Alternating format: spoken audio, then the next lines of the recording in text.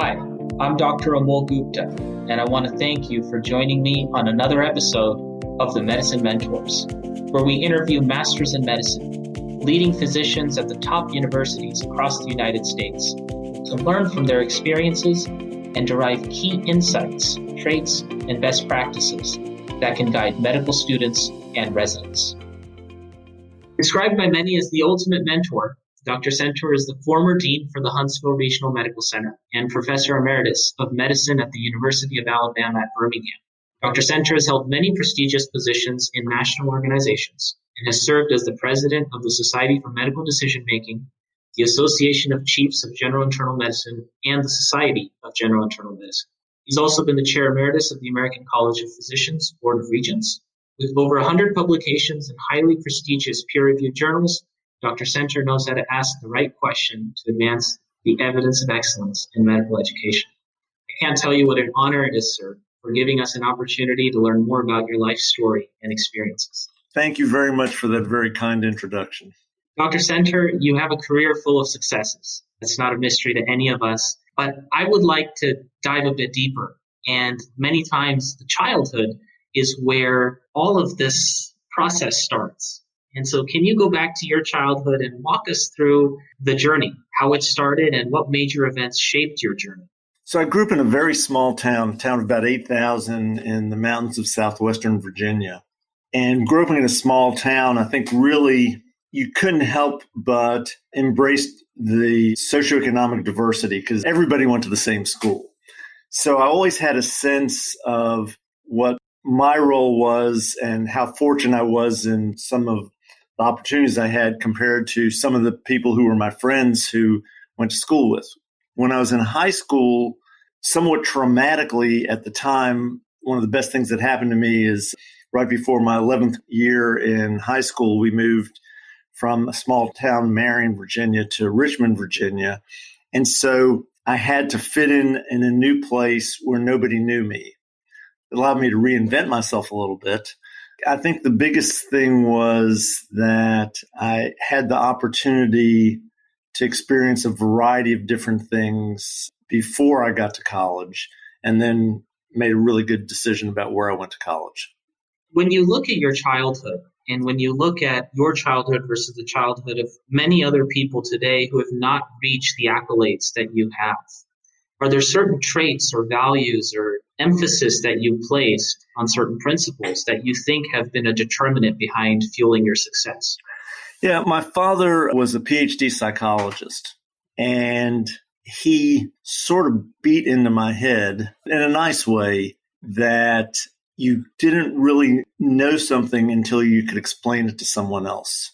And I think that principle, with all the other accolades, what I'm most proud of is my teaching. And in order to be a good teacher and to be a good mentor, that means you have to understand what you're saying and be able to explain it to someone. And I think it's my father's influence in telling me that over and over again, plus correcting my grammatical errors multiple times.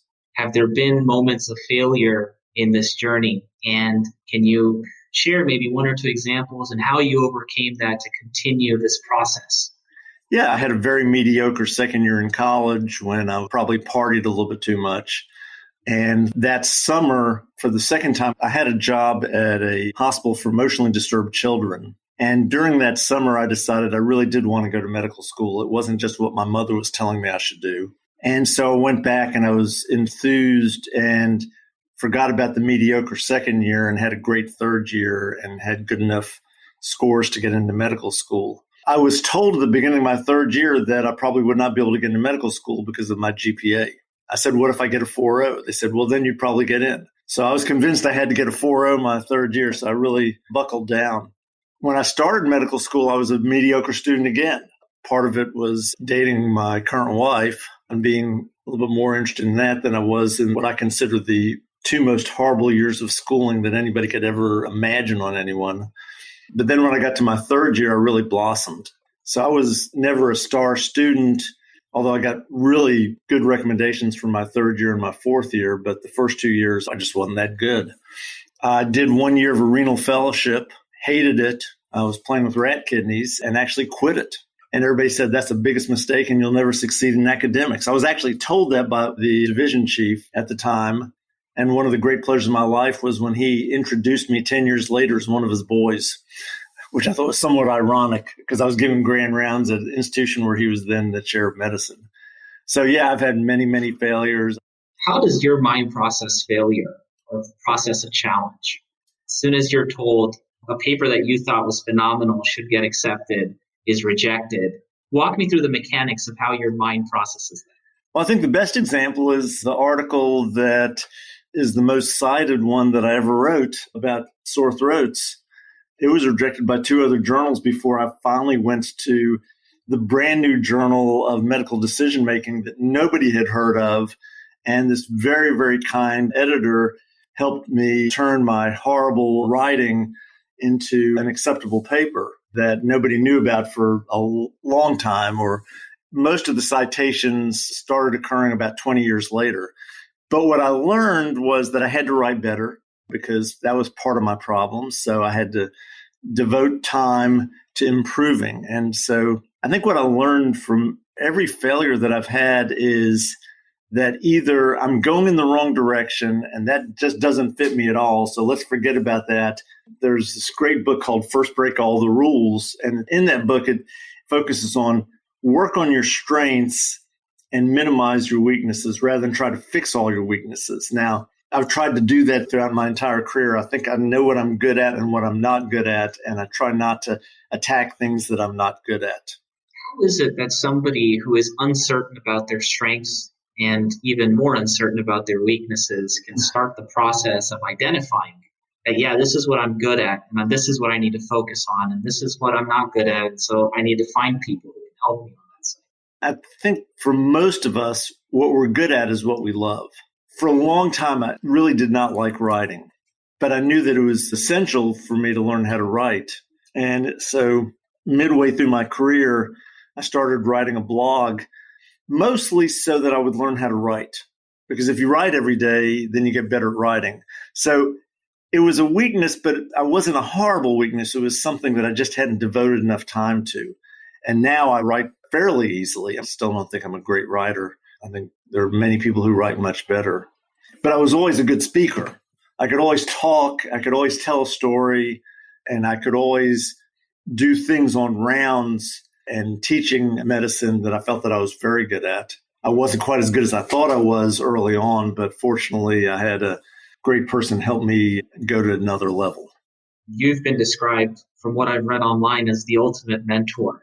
So walk me through the role mentors have played in your life to help you reach the state of being the ultimate mentor. Yeah, obviously my father was a mentor in some ways, although fathers really can't be mentors. They can really just be coaches. My first chairman of medicine really helped me in many, many different ways, even though he never understood exactly what I was doing. But what he was good at was believing in me. And I just needed someone to believe in me early in my career. I think my most influential mentors have been peer mentors. When I decided not to be a nephrologist and do academic general internal medicine, it was the very beginning of academic internal medicine. There weren't very many mentors. There really wasn't any mentors who were doing the types of things I was doing when I started doing my research in sore throats. I had a microbiologist who helped me a great deal. He didn't really understand what I was doing in terms of developing a model, but he understood all about the microbiology, so he helped me there. And then I found a statistician who helped me here. And then I found a couple of peer mentors at meetings, and we would talk about things, people from other institutions. They would give me ideas and bounce ideas off me. I wrote some papers with people from other institutions. I just found help wherever I could, and people were always very nice to provide that help, and I tried to provide the same help for other people. I don't think there's such a thing as having a mentor. I think that it really has to be sort of a team of mentors who might not know each other, but they're your team. And what is the process to developing that network of mentors for somebody today who really wants to improve, who wants to go to the next level? How should he start that process? Yeah, so I think it depends upon what specialty and or subspecialty you're in. I always encourage our junior faculty to go to meetings and meet people and talk to people from other institutions, compare notes. The other thing that I think is really important for all of your listeners is you need to have mentors and you also need to have sponsors. And I don't know if you've discussed this before, the difference between mentorship and sponsorship. So mentorship is someone comes in and says, I've been offered to be on this committee. Do you think it's a good idea?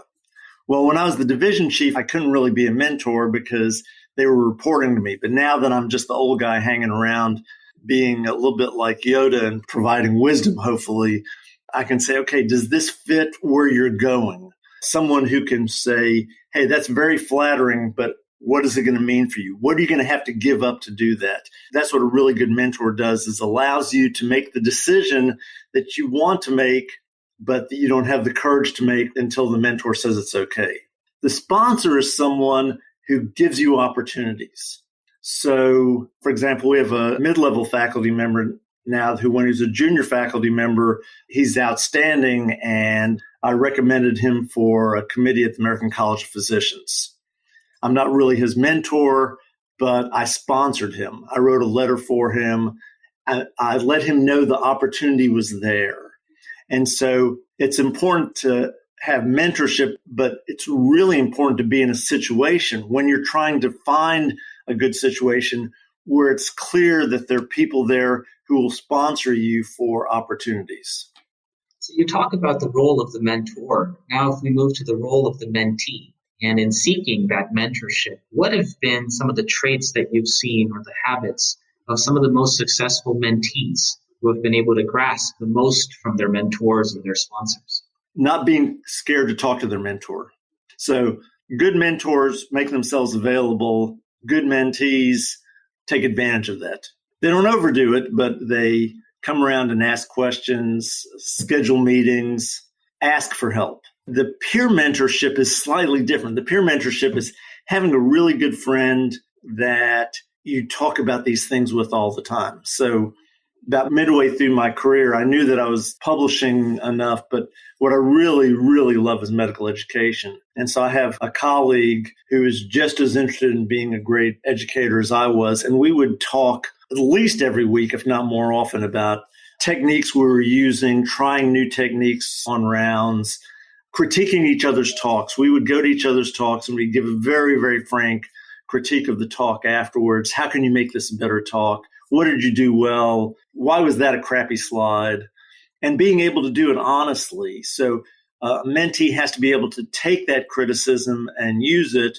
The criticism is not always good, but they need someone to say, I really like the way you did that, but also you could have done this better, and this is how you get around to doing it better. You talk about being not afraid to ask, but many times we don't just want to take, we also want to give.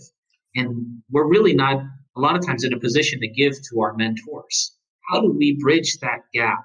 Yeah, so here's the secret about all the good mentors. There's a word in Yiddish that I think is better than any other language. It's called Kvell, Kvell.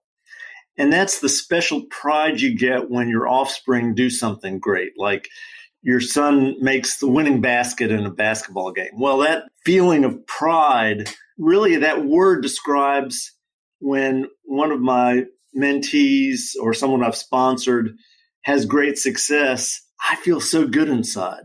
So the good mentor is not looking for more fame or recognition themselves. They're looking for the mentee to succeed because that means that the team's doing well. It's very much a team thing. And so there's some very, very, very good researchers, clinicians, educators who have to always be the center of attention and always take away from their junior faculty, for example. They can't be good mentors. It has to be someone who really has great pleasure from the mentee succeeding.